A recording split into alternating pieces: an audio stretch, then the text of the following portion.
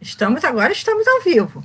Agora estamos ao vivo. Boa noite.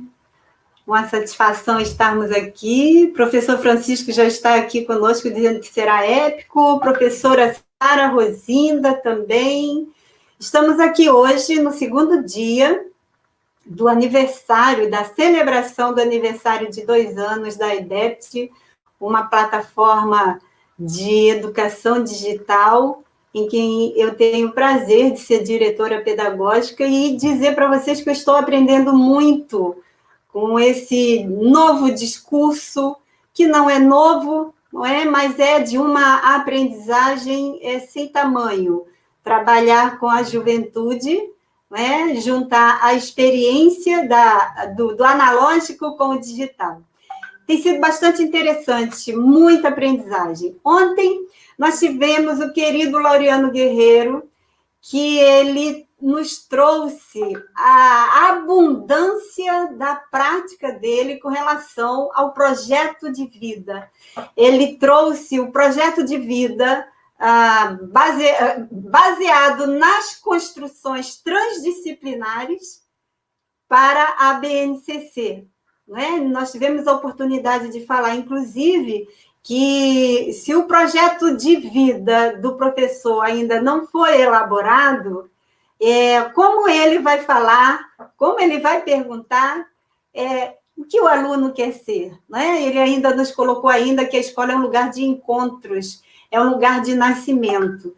E me tocou muito quando ele deixou, pelo menos, né, entre tantas palavras, mas 2 muito importantes para este novo mundo que estamos vivendo, que é a postura e o respeito, não é? E que isso se transforma na ética. Então, creio eu que isso tem muito a ver com a filosofia, com a forma de nos colocarmos no planeta Terra, com a forma de nos colocarmos no mundo, com a forma de nos colocarmos aqui e agora numa sala de aula. Afinal, o mundo é a sala de aula, né? Então, estamos aqui hoje com a querida Andréia Barreto, que é uma professora de biologia, não é? É uma cientista, não é? Se considere uma cientista, é uma professora que tem um blog maravilhoso de ciências, é uma professora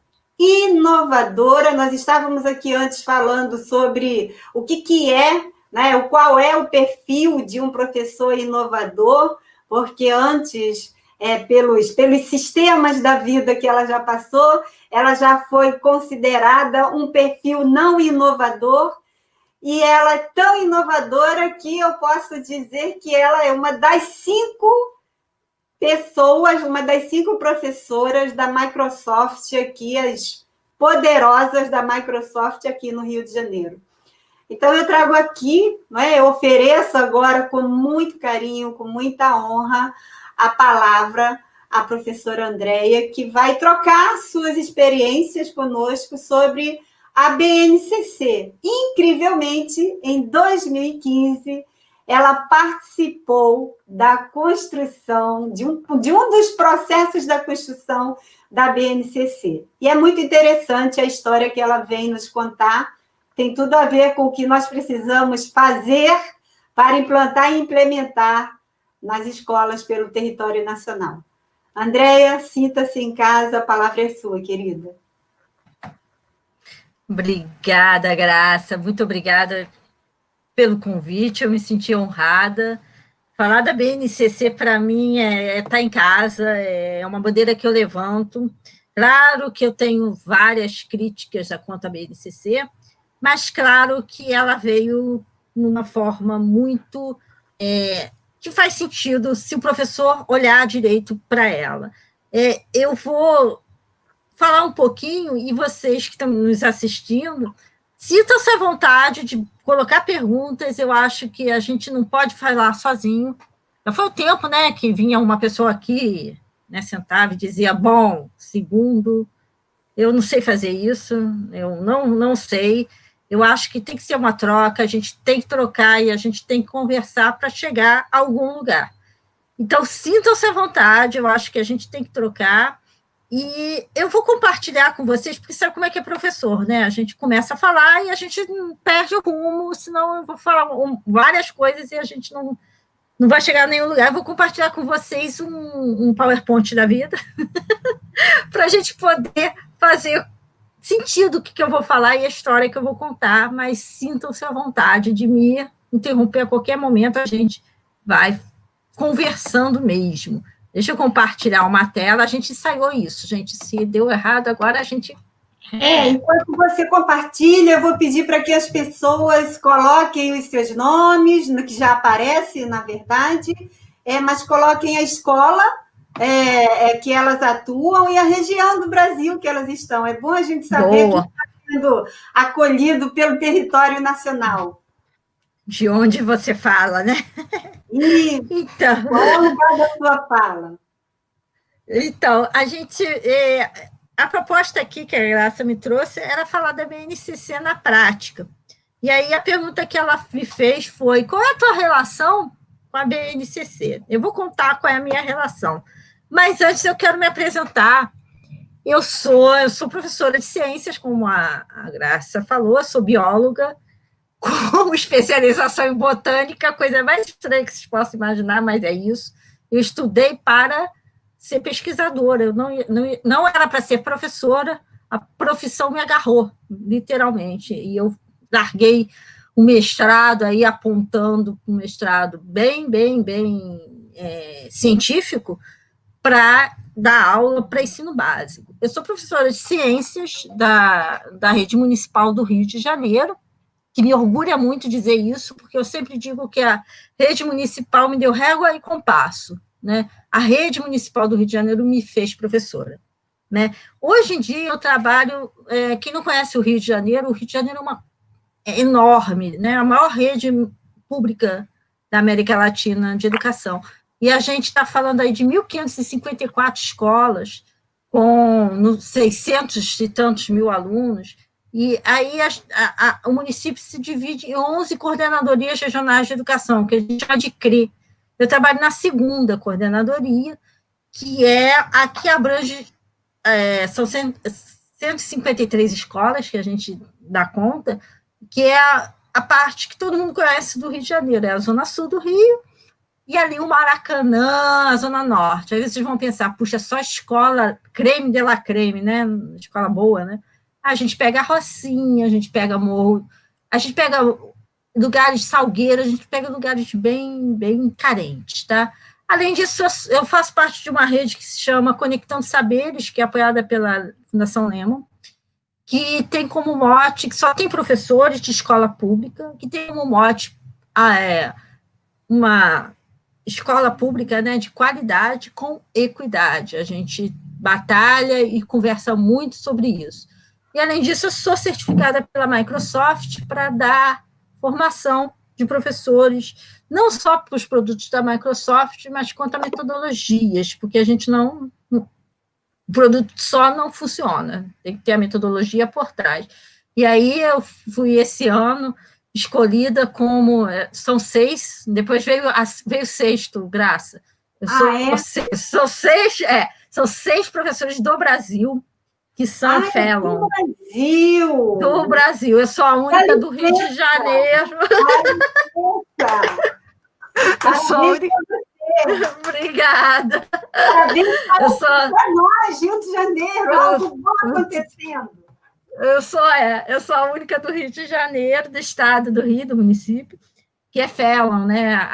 Essa escolha é feita pela Microsoft Internacional Educacional. A gente é escolhido, a gente não entra em nenhum concurso. Eles olham o que a gente está fazendo e eles escolhem alguns.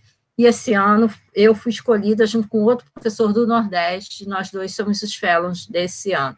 Eu levo esse título com muito orgulho, porque não é qualquer instituição que está me escolhendo, é a Microsoft, né, que a gente passa por um crivo muito apertadinho para fazer isso.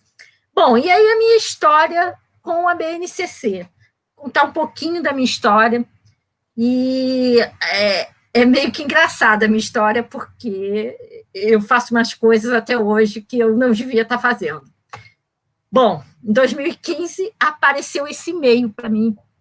esse meio e uma surpresa, né? Eu fui escolhida entre 50 professores, quer dizer, eram 50 no começo, para fazer a leitura crítica de um negócio que se chamava Base Nacional Comum Curricular, que na época se chamava BNC, não tinha o CC, né?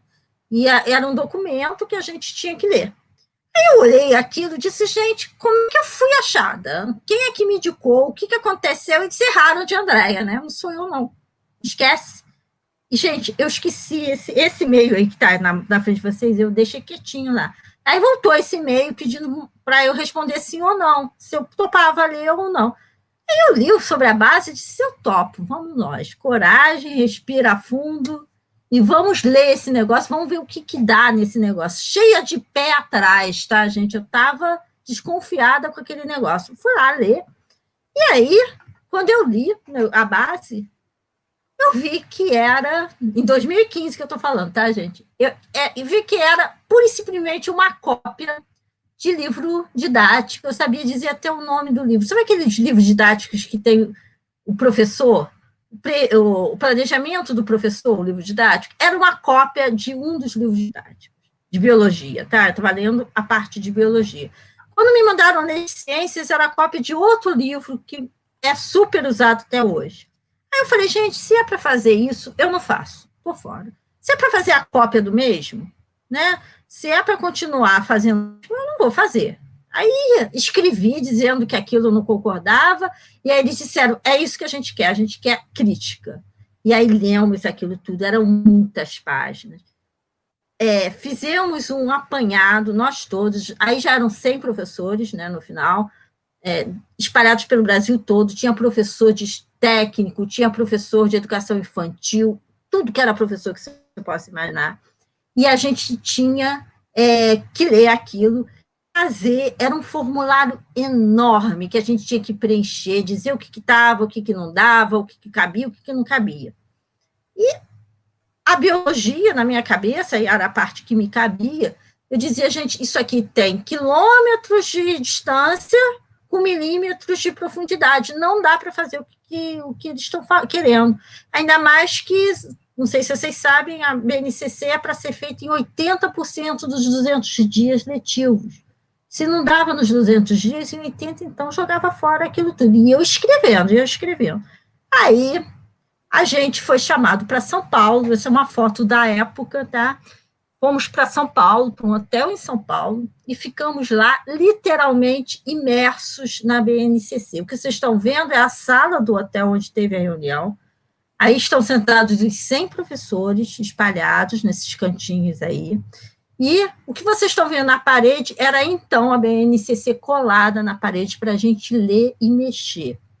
E a gente ficou, um dia inteiro com isso aí. E a gente acordou falando de BNCC e voltou para casa falando de BNCC. Era uma coisa impressionante. E todo mundo engajado em fazer o melhor.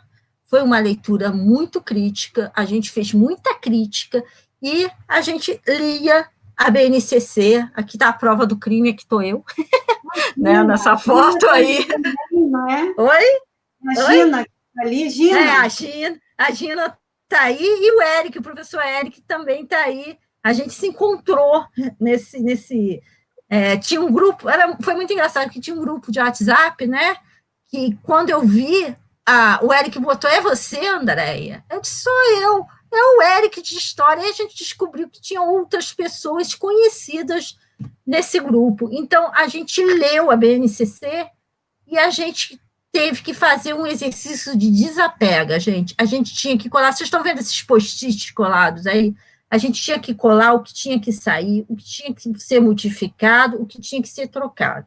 Nessa discussão, a gente descobriu, por exemplo, que a gente não podia mais trabalhar só com conteúdos, ou melhor, falando, a gente não podia mais se prender a conteúdos, a gente tinha que fazer o que a gente aprendeu nesse decorrer de discussão, a gente tinha que olhar para as habilidades e para as competências.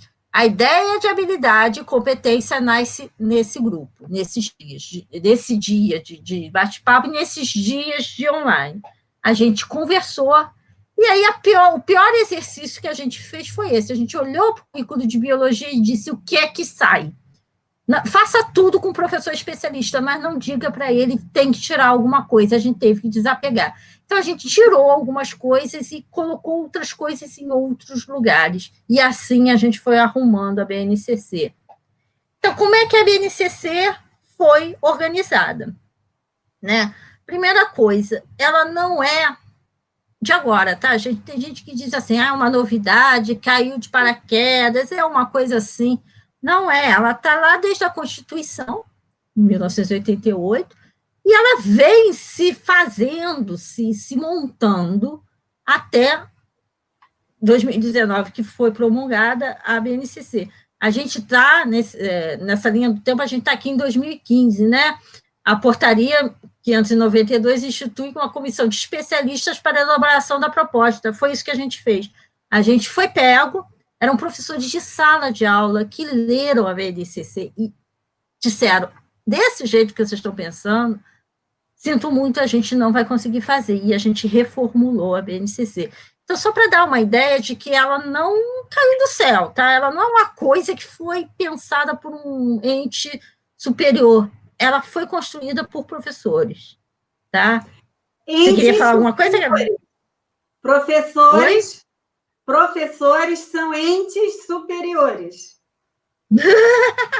São entes superiores, mas tem gente que fala assim, não, é uma proposta do governo X, né? Ou do...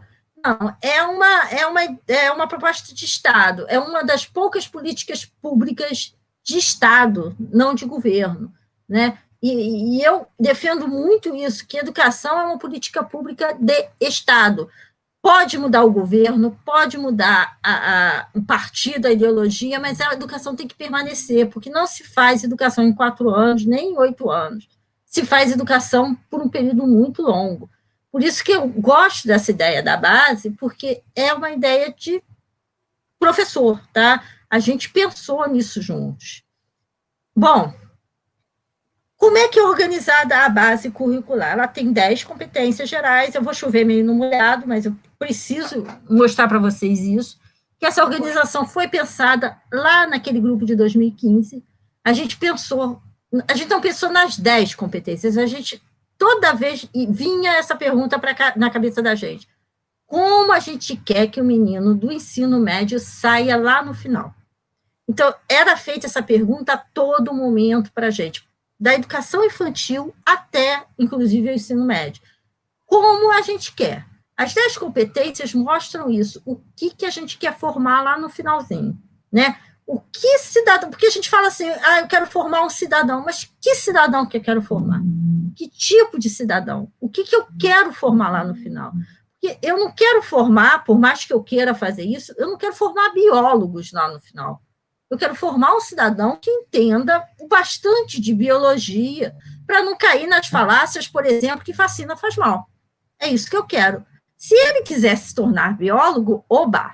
Mas eu não vou formar biólogo, né? E vai assim por diante. Então, as 10 competências foram gestadas nessa primeira conversa da gente. Depois ela tomou o jeito que ela é.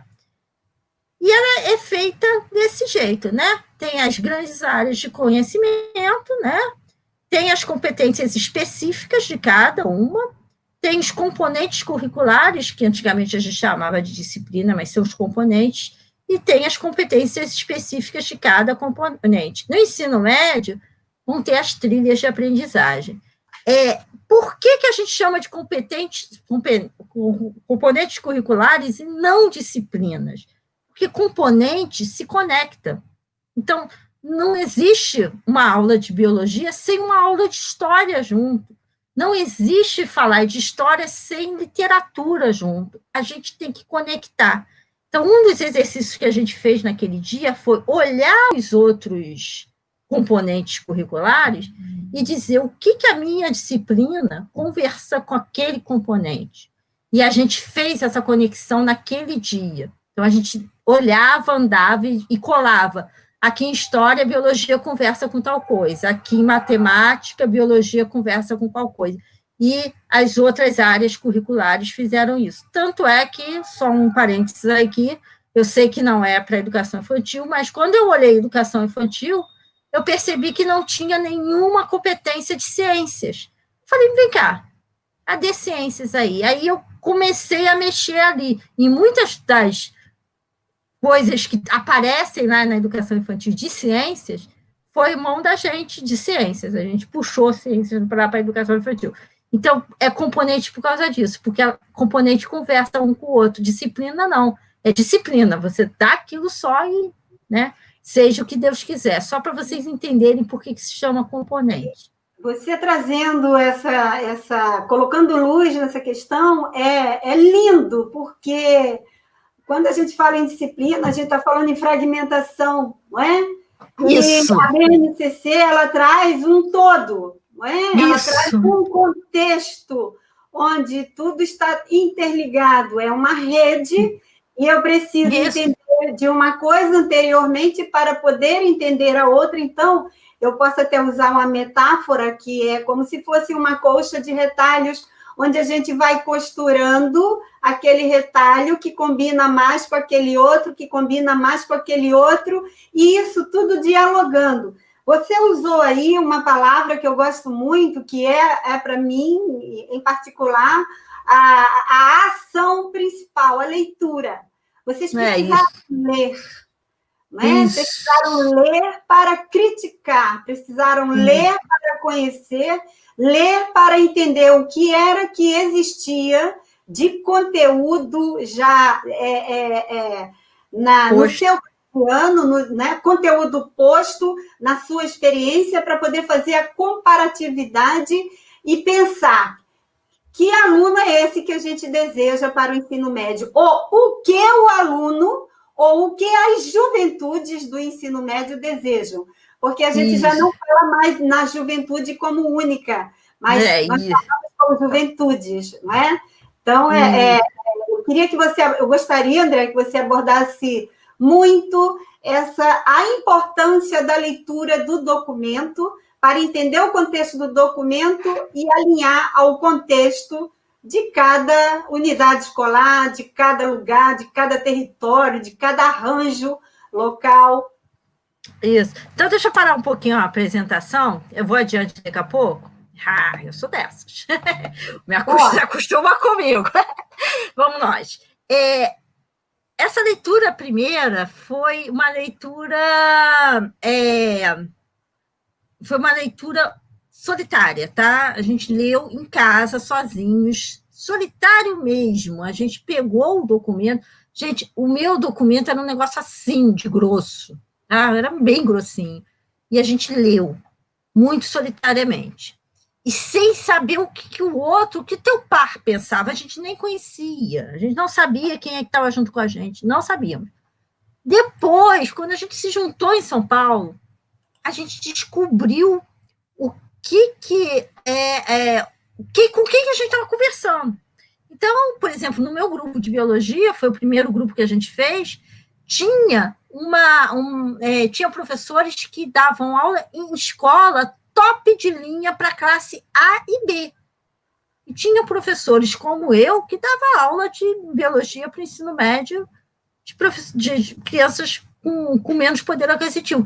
Então, essa conversa foi importante, porque a gente teve que negociar muita coisa. Então, teve professor que dizia assim, aí é minha área, tá, gente? Eu tenho que ensinar mitose. Aí a gente perguntava para quê? Qual é a sua intenção ao ensinar mitose? E era uma negociação assim, perto. A gente discutiu muita coisa para poder... Então, a primeira leitura que a gente fez foi sozinho. Depois a gente fez uma leitura conjunta, porque a gente teve que reler e interpretar aquilo conjuntamente. Então, o professor falava, não, mas eu entendi isso. Eu dizia, não, mas eu entendi aquilo. E aí a gente teve que ajeitar as coisas. E tinham pessoas observadoras do MEC, da própria Lemon, de outros lugares, que interferiam e davam para a gente alguma luz.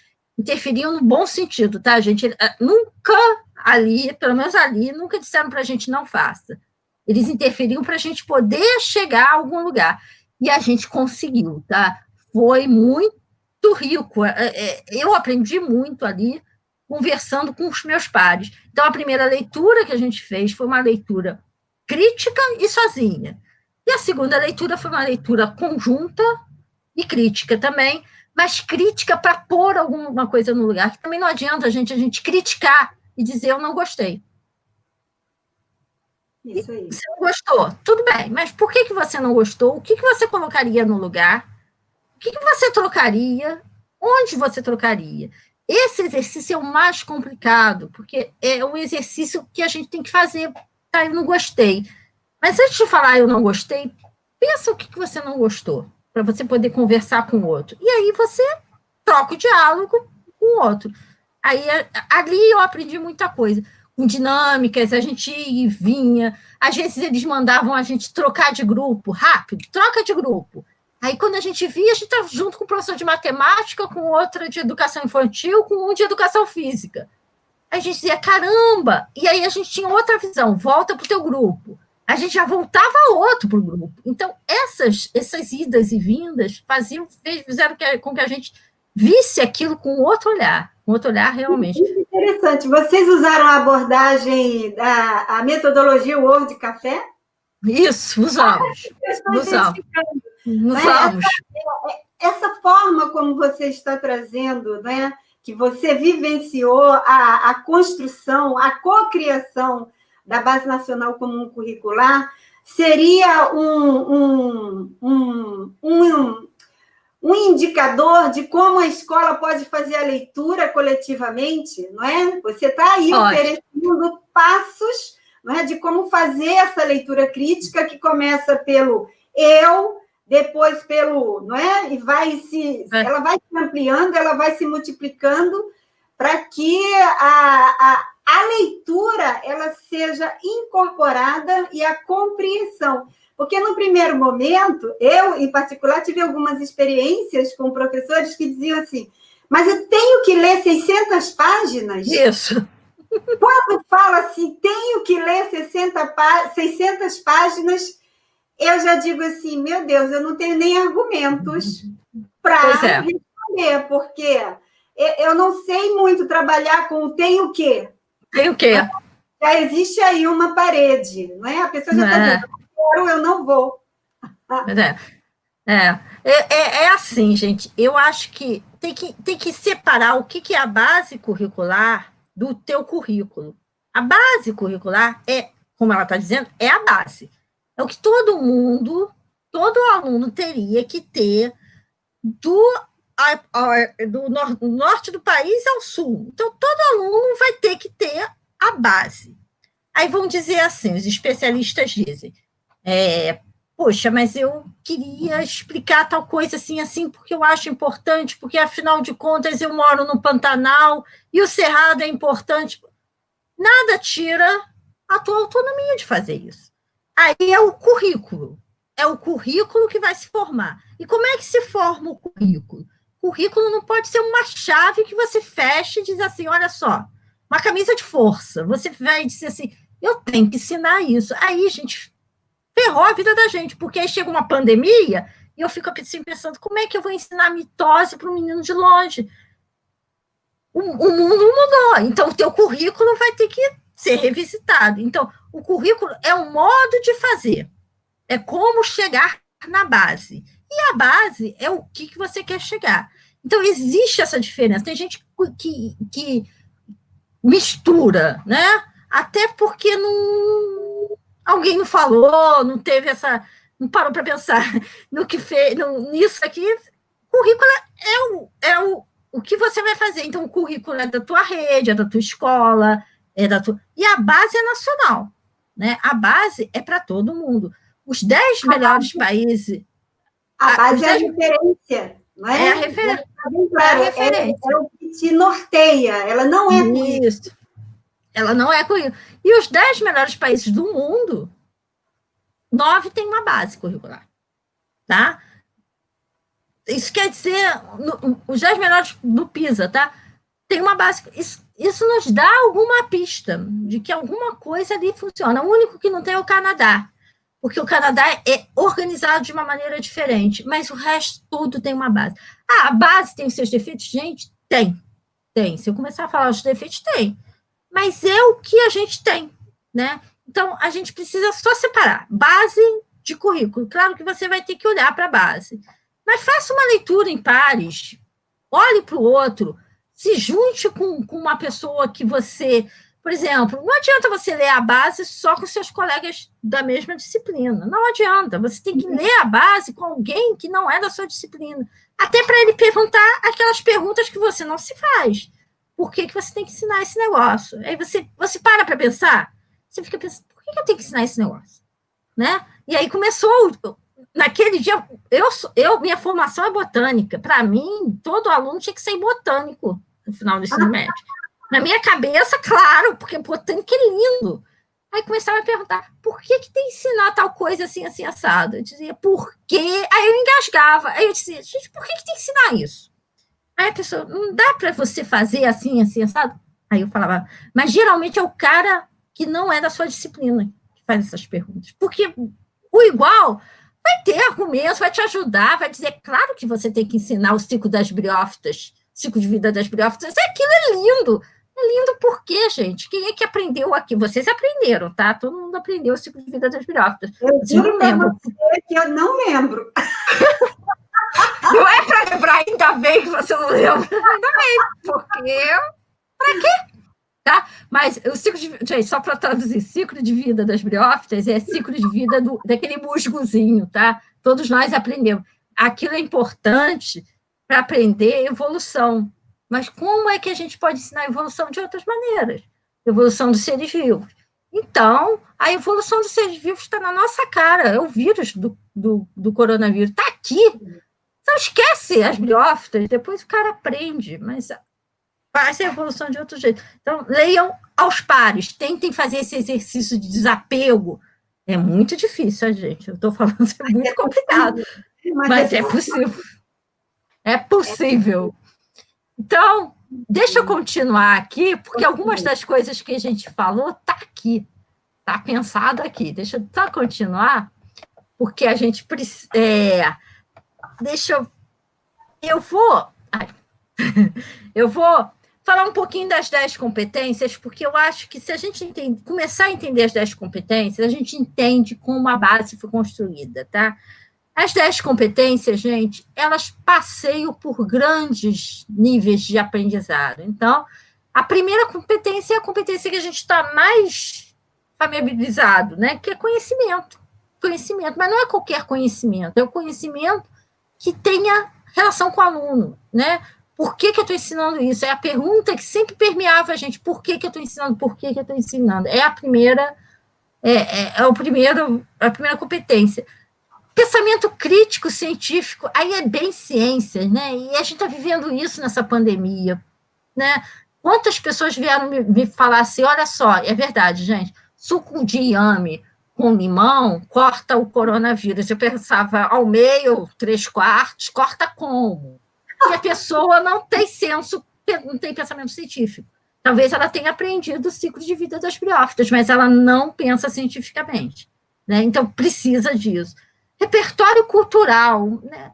Olha, gente, nosso país é multifacetado, a gente tem várias culturas, a gente tem que respeitar todas as culturas, e a gente só respeita o que a gente conhece, a gente tem que fazer isso. Aí você vai pensar, só português, literatura, artes faz isso? Não. História faz isso, biologia faz isso, inglês faz isso, a gente precisa ter isso em todas as matérias. Não é dizer assim, agora eu vou dar uma aula de repertório cultural. Não, em todo momento você tem que estar conversando com isso. Cultura digital, pela primeira vez, e graças a Deus, uma base curricular fala em cultura digital, né? Fala nisso que a gente está vivendo, fala no universo digital, qualificado, ético, o que a gente pode fazer com isso, o que a gente não pode fazer, né? A comunicação, se comunicar, se entender, analisar criticamente, né? o sexto é o projeto de vida, que foi falado na live passada, né? Olha ele aqui na nossa cara. Projeto de vida, o que eu quero ser, como é que eu quero fazer, né? Existe uma pesquisa muito séria que meninas de 15 anos engravidam, não é porque elas não tenham acesso à informação de anticoncepcional, é porque elas não têm um projeto de vida. Então, elas se engravidam, porque a mãe engravidou aos 15 anos, então elas vão fazer isso. Então, o projeto de vida é muito importante para esses meninos, para esses adolescentes e para esses jovens. Eles precisam entender o que eles querem fazer e como eles vão fazer para chegar lá. Né? A argumentação, gente, como a gente está precisando, né? A gente não mais argumenta. A gente não argumenta ideias, a gente já é contra a pessoa. A gente diz, olha só, eu não gosto de você, você é feio, pá! Né? E, de preferência, bloqueia o cara na rede social. Não é bem assim, a gente precisa argumentar. Oi? Agora o termo é cancelar. Cancela, pois é, você cancela o cara. Não dá para ser assim, não dá para viver nessa bolha, né? Autoconhecimento, autocuidado, né? Os teus pontos fortes e fracos. Aí vem toda a parte socioemocional, tanto na 8 quanto na 9, e responsabilidade e cidadania digital. Vocês estão vendo que são grandes habilidades, que são grandes competências que a gente está trabalhando e que podem e devem ser trabalhadas da educação infantil até o ensino médio, inclusive. Então, isso tem que permear todas as disciplinas, todos os componentes curriculares. Isso, gente, tem que estar no seu projeto político-pedagógico da sua escola.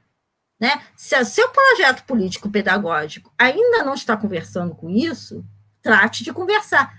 Porque na hora que a gente fala assim, que cidadão que eu quero fazer, que eu quero ter no final do ensino médio, é esse cidadão. Pelo menos na minha cabeça, se ele conseguir isso, dessas 10 competências, ele não precisa saber mitose e meiose. Não precisa. Se ele souber isso, ele vai conseguir descobrir o que é mitose e meiose por outros caminhos. Isso é o mais importante. Isso é que a gente tem que formar no cidadão. E como é que a gente faz isso na prática?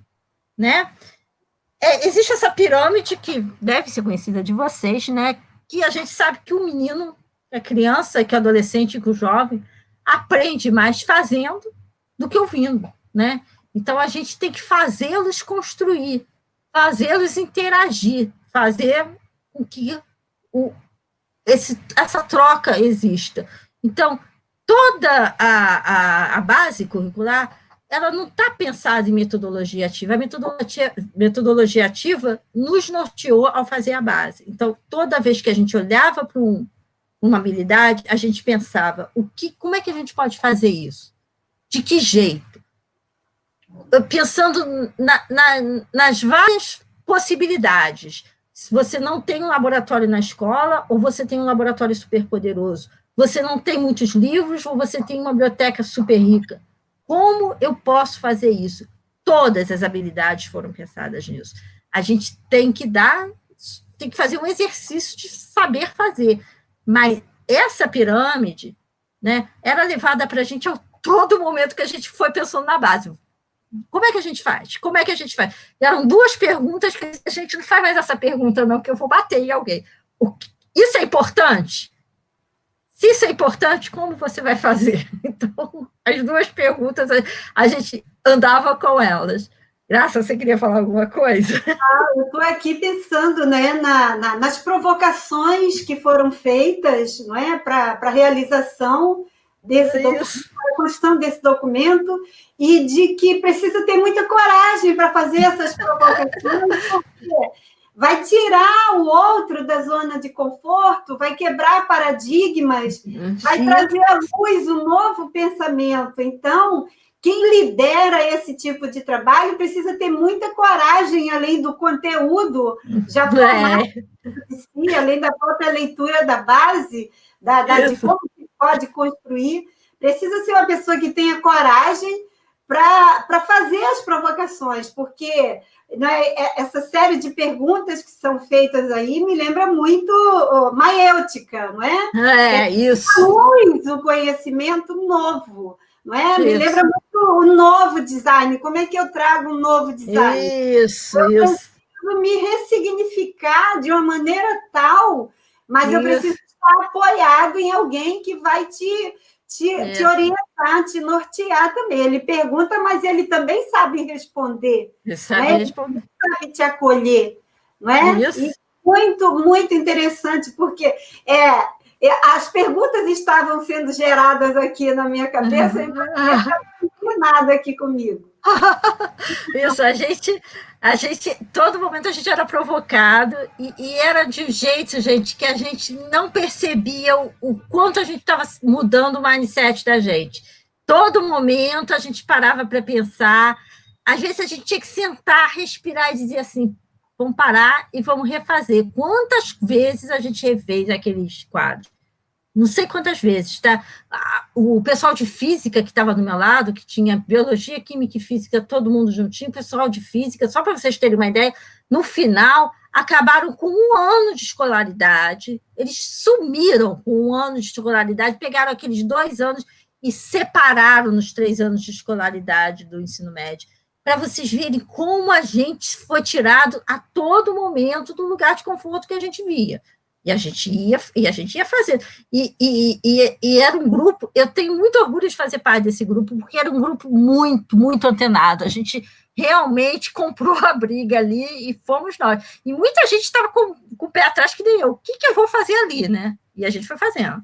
Então, passando dessa fase, é isso que a gente pensou o tempo todo, né? Nas trilhas e nos itinerários que a gente tinha que fazer com esse aluno, para ele chegar onde a gente queria, né? A gente teve que fazer o tempo todo escolhas, sim ou não, né? Tinha que dar sentido àquelas habilidades, aquelas competências que a gente estava trabalhando, sentido para o aluno, sentido para o professor.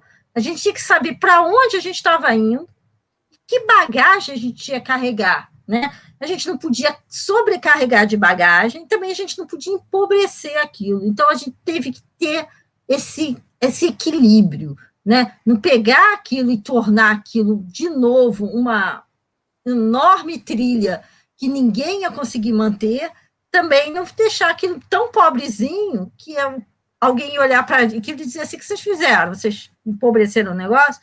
Então, para mim, a base é uma bússola que você sabe para onde você vai. Ah, eu tenho uma liberdade. Você tem uma liberdade. Você tem uma liberdade, mas você tem uma bússola te indicando onde você vai, né? Então, é aquela brincadeira que eu faço quando eu dou formação para professores. Eu moro na Barra da Tijuca, que é quem não conhece, no Rio de Janeiro, é um lugar que tem uma praia, né? Eu digo assim, tá bom, eu não moro perto da praia, mas eu quero chegar à praia. Como é que eu vou chegar à praia? É o meu objetivo, né? É o que eu quero chegar. Eu vou chegar na praia.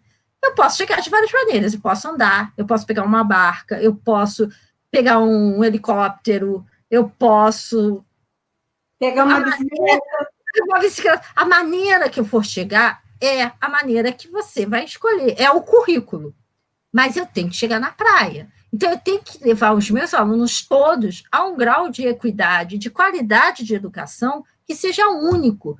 A gente não pode mais aceitar que o aluno do norte aprenda menos que o aluno do sul. Isso não é certo, isso não é politicamente certo, politicamente no sentido melhor da palavra, tá?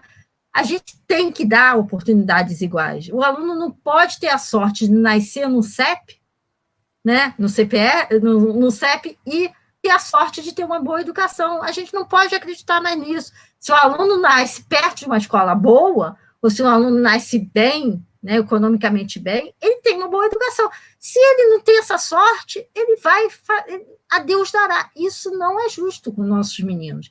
Então, para mim, a base é isso. Ela dá uma bússola para a gente. Essa bússola precisa ser melhor calibrada? Concordo com vocês, vai ter que ser melhor calibrada. Mas é a bússola que a gente fez. Aí as pessoas falam para a gente assim, precisava mais de discussão. Aí é uma crítica que eu tenho à minha classe de professores. A gente discute demais e a gente não põe na prática. Tem uma hora que a gente tem que colocar na prática e fazer o que eu estou fazendo aqui. Botar a cara a tapa e dizer, é isso que a gente tem. Então, vamos fazer juntos. Então, gente, eu gosto muito dessa frase do Freinet, eu adoro Freinet, eu adoro Freinet de paixão, né? É isso. Se o aluno não tem sede de conhecimento, né? Se você não dá sede de conhecimento, qualquer trabalho que você fizer é um trabalho inócuo, né? Você vai dizer para ele, aprenda, ele vai repetir como papagaio, daqui a 5 minutos ele vai esquecer e não vai fazer sentido para ele. Então, a base, né? E aí vai ter uma live, né, amanhã sobre essas trilhas, pelo que eu vi, dessas trilhas, né?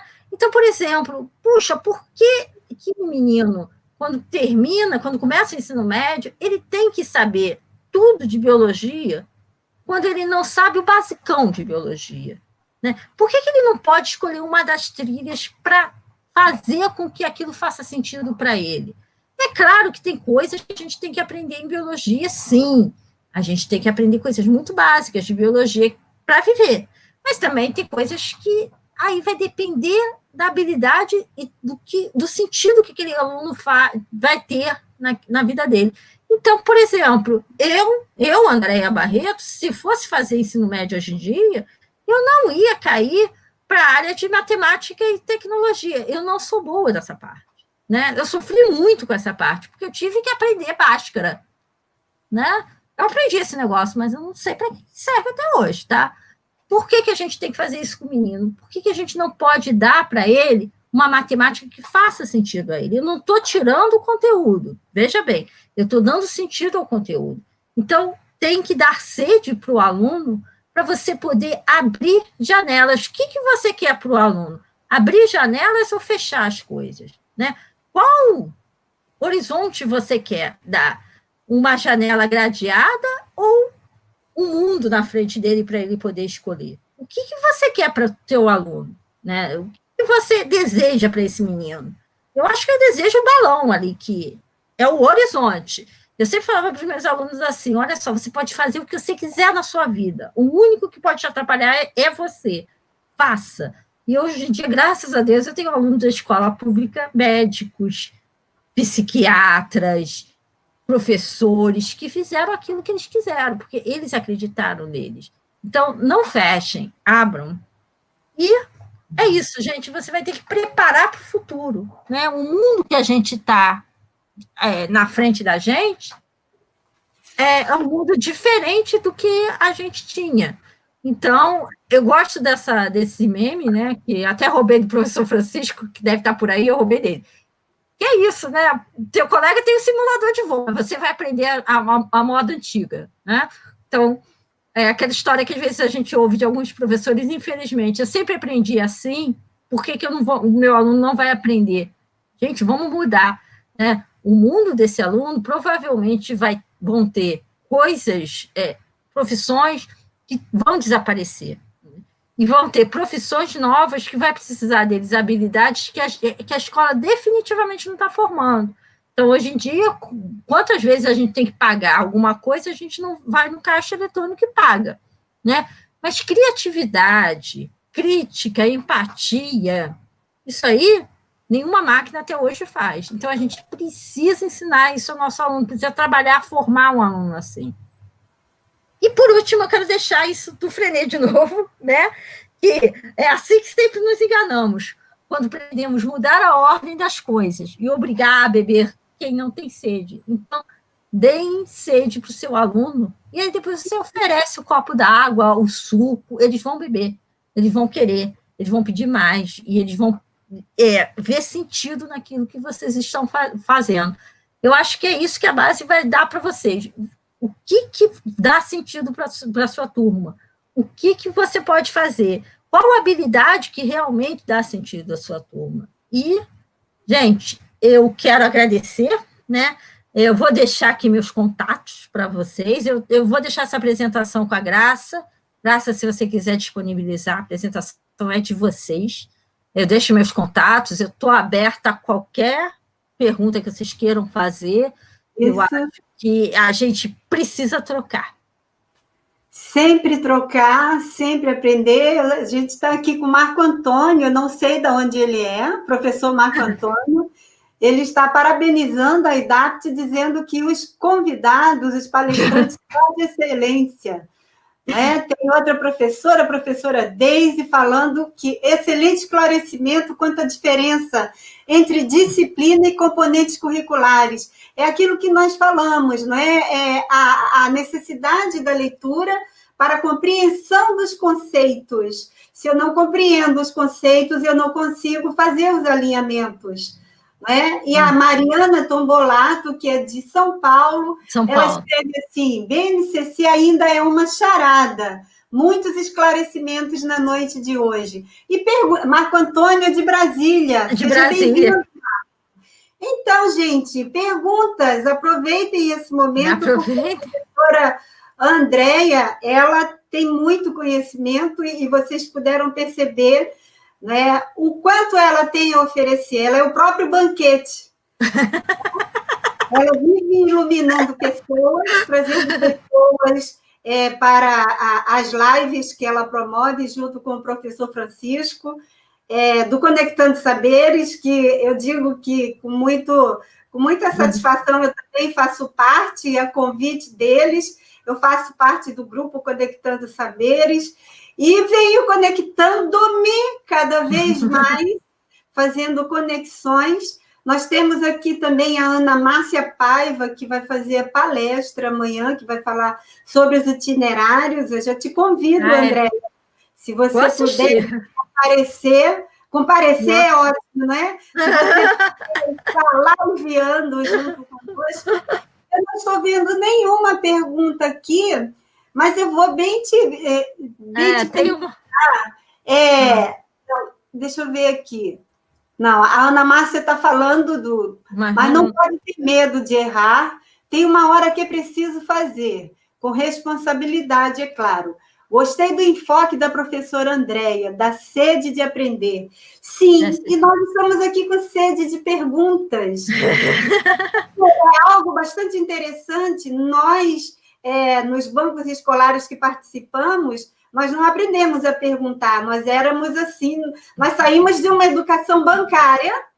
Isso. E agora precisamos aprender, primeiramente, a apreensão de novos conteúdos, de novas oportunidades e aprender a perguntar, não é? Aprender a validar também o conteúdo que o outro traz. Então, essa é uma aprendizagem.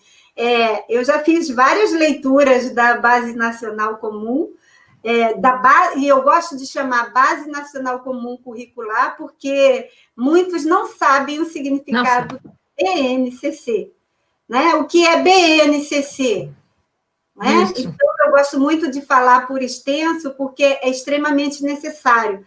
A BNCC, ou a Base Nacional Comum Curricular, ela não é um livrinho de bolso, mas é um material de consulta. É um material de consulta, é um material de potencialização da prática docente do professor, é um material de consulta da prática gestora, não é? Porque toda a intervenção pedagógica que a base nos propõe, não é? Todas as referências que lá estão, precisam ser acolhidas pela gestão da escola. Elas precisam dialogar. Né? O itinerário precisa ser combinado, conversado, dialogado, assim como você muito bem colocou, Andréia. Andréia, o que você deixaria de original para os professores que estão nos ouvindo, né? De que aquilo que você entende que nessa sua trajetória foi extremamente necessário você desconstruir para permitir entrar algo novo e você se libertar e ajudar os outros a caminharem também, os outros professores. O que você diria? Eu acho que a gente foi formado, eu não estou fazendo juízo de valor de ninguém, eu fui formada assim, todos nós fomos formados assim. A gente foi formado para ser para focar no conteúdo, né? Então, a gente abre o livro didático e começa lá no livro didático a dar o nosso conteúdo programático. É essa palavra que a gente usa, né? Como se aquilo fosse um programa para a gente fazer e e vira uma camisa de força para a gente. A primeira coisa que eu tive que me desfazer é do tal do conteúdo, né? Então, eu tive que dizer assim, bom, eu não vou mais trabalhar conteúdos, eu vou trabalhar habilidades e competências, né? E como é que a gente trabalha habilidade e competência? É esse nó que é a base, esse estranhamento que a gente tem, que alguém botou aqui, que é uma charada. A charada está aí. Deixa eu pegar aqui, foi a Mariana. Mariana, a charada está aí. Porque a gente não foi formado para olhar para habilidades e competências, a gente foi formado para dar conteúdos, a gente foi formado para falar de fotossíntese. Mas a pergunta que a gente tem que fazer por trás, o que eu faço, o que eu ensino o menino em fotossíntese? Né? Então, a gente tem que olhar as habilidades e competências e trazer isso para o nosso fazer. Então, a primeira coisa que eu comecei a fazer depois que a base realmente foi promulgada e foi feita é esquecer o conteúdo. Isso, gente, é um exercício muito complicado que a gente tem que fazer, porque é desconstruir aquilo que é natural e aquilo que é confortável para a gente. É pegar o livro didático e dizer assim, tá bom, o capítulo 9 fala sobre tal coisa. Que habilidade está ligada ali? Como é que eu posso trabalhar isso diferente? Como é que eu posso chamar um colega de outra disciplina para trabalhar a mesma habilidade? Deixa eu dar um exemplo bem concreto para vocês. Por exemplo, classificar. Tá? Classificar é uma coisa que é muito importante para o aluno. Tá? A gente não nasce sabendo classificar, embora a gente jure que a gente escreve assim, classifique, às vezes o menino vai classificar, mas aí a gente está errado, mas ele classificou, né? Com base em que critérios? Classificar é uma coisa muito complicada. Onde é que a gente pode trabalhar a classificação? Em ciências, né? A gente classifica o tempo todo em ciências. Aliás, é um tal de classificação que Deus me livre. Matemática, a gente não classifica em matemática. Números naturais, números complexos, português. Por que não história? Por que não educação física? Por que não, de vez de você ficar trabalhando coisas estanques, você trabalha uma coisa só, e com grau de complexidade maior. Então, o pequenininho vai classificar de um jeito que o maior não vai classificar do mesmo jeito. Então, a base é toda pensada em espiral. Se você ler a base inteira, se deu o trabalho, eu só dou aula para o ensino médio, mas olha lá atrás. Os campos de diferença. A educação infantil é uma coisa linda. É isso, né? É espiral, ela vai do menos complexo para o mais complexo, ela vai do mais abertinho para o mais fechadinho. E isso que a gente tem que entender na base. Na hora que você entender, essa charada vai meio que se desfazer na sua cabeça. E habilidade e competência. Ninguém me perguntou ainda qual é a diferença de habilidade e competência. Eu acho que as pessoas já entenderam. Mas eu vou dizer. Habilidade e competência. Melhor você dizer. Porque ninguém pergunta. Todo mundo. A gente fala assim, habilidade e competência. As pessoas ficam assim, né? Eu sou a chata de plantão. A Graça já me viu em live. Eu pergunto, gente, qual é a diferença de habilidade e competência? Conta para mim que eu não sei. Às vezes a gente tem que fazer essas perguntas. Qual é a diferença de habilidade e competência? Gente, habilidade é uma coisa mais sozinha. Um exemplo bem claro disso. Habilidade. A competência é dirigir um carro, tá? É a sua grande competência. Mas que habilidades eu tenho que ter para dirigir o carro, que é a grande competência? Eu tenho que passar a marcha, eu tenho que virar o volante. Cada coisinha dessa é uma habilidade. Então, a gente tem que juntar as habilidades para construir uma grande competência. E a gente tem que juntar cada competência específica para construir as competências gerais. Então, é de dentro para fora e de fora para dentro. É esse exercício que a gente tem que fazer. Fácil não é, gente. O dia que for fácil, eu conto para vocês. Fácil não vai ser. Gente, olha, a professora Sara Rosinda está aqui. Eu acredito que está validando o que nós estamos fazendo, porque a crença dela é a nossa crença, Andréia. A crença de todos, que antes de provocar a sede no aluno, a gente precisa provocar a sede no professor, e eu digo até mais, usando o Rubem Alves, não é? Ele gosta de provocar a fome, não é? Fome. Ele gosta de falar da provocação da fome, não é? Como é que eu provoco a fome? Se Isso. eu vou entregar para o outro alguma coisa que ele já está se sentindo cheio, ele precisa esvaziar, não é? Então, acredito que é isso. A Sara Rosinda, do Espírito Santo, do Colégio de Inovação, está trazendo essa contribuição, né? Da gente provocar. E eu digo mais, que a gente precisa provocar os sentidos. Precisamos ser ainda mais provocadores, trazer muitas questões que nos tirem e que tirem a docência do lugar para a promoção de boas práticas, primordialmente para que o professor ele possa olhar a prática. Aí eu acabo citando um outro que eu gosto muito, que é o Donald Schoen. Não é? Ele fala dos novos designs, ele fala da prática reflexiva. Isso. Do professor, de refletir a própria prática para fazer para promover, produzir ou co-criar uma nova prática. E ele é extremamente provocador, não é? Olha, Andréia, eu estou muito contente, estou muito, muito, muito contente, muito feliz com a sua presença. Você está aqui presente de corpo e alma, você está aqui nos presenteando com o seu banquete, com a sua experiência. Eu quero dizer também que tem uma pessoa que diz que tem muitas dúvidas em relação ao itinerário, é a Márcia Lacerda. Márcia, amanhã nós teremos a professora Ana Márcia Paiva, que é de BH, e ela vem com tudo, falando vem nos provocar sobre itinerários formativos. Ela tem uma experiência também digna de aplausos. Aliás, todos nós aqui somos dignos de aplausos.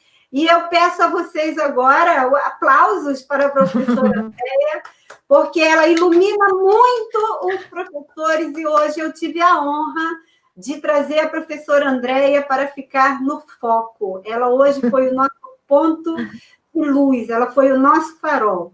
Eu quero dizer também que ontem nós tivemos o professor Laureano Guerreiro, trazendo uma abordagem transdisciplinar sobre o projeto de vida e as competências socioemocionais. Hoje tivemos a professora Andréia Barreto trazendo a BNCC literalmente na prática, falando da importância da leitura, primordial, é a primeira grande ação, não é? Para que tenhamos competências e habilidades. Amanhã teremos a professora Ana Márcia Paiva, trazendo os itinerários formativos na prática, não é? E com experiências maravilhosas. E teremos no dia 24 o meu conterrâneo, o Jaise Ferreira. Né? O Jaise tem aí, ele vem trazendo ideias, também tudo aqui é na prática. Né? Então, saibam que na quinta-feira nós terminamos essa semana. Na quinta-feira entra o educador Rodrigo Angelito, que é o CEO da startup, e ele vai apresentar a startup para quem ainda não conhece e vai falar outras coisas muito importantes. E nós estamos aí, como diz o outro, estamos na luta, não é? Buscando um pensamento disruptivo, uma lógica disruptiva, buscando uma comunicação mais afetiva e buscando uma leitura mais aprofundada para saber qual é o itinerário que nós desejamos para esse mundo que vivemos tão inesperado. Se antes já não tínhamos certezas, muitas certezas, ou achávamos que tínhamos certezas, nós hoje em dia só temos certeza de que estamos aqui e agora. E, Andréia, muito obrigada, muito obrigada. Obrigada.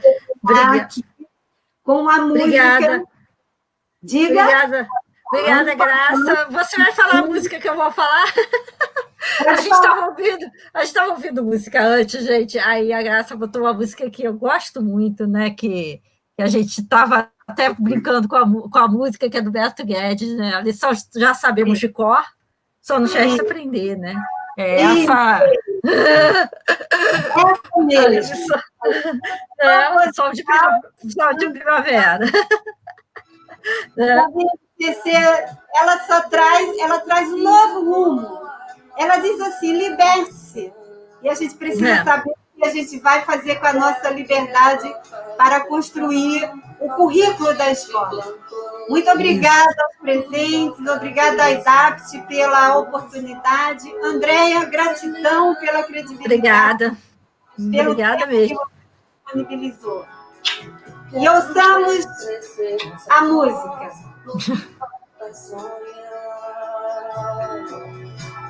Já choramos juntos, muitos se perderam no caminho. Beijo grande, querida. Está liberada. Beijo. Bom descanso. Gratidão. Sinta meu abraço. Beijo, gente. Cuidem-se. Qualquer coisa, a gente está junto, tá? Todos que estiveram presentes. Obrigada, Francisco, Deise, Márcia Lacerda, Sara, Ana Márcia, minha linda, que estará aqui amanhã conosco. Todos os presentes, muito obrigada. Obrigada, gente. Beijos. A lição já sabemos de cor. Somos desta família. Beijo, gente.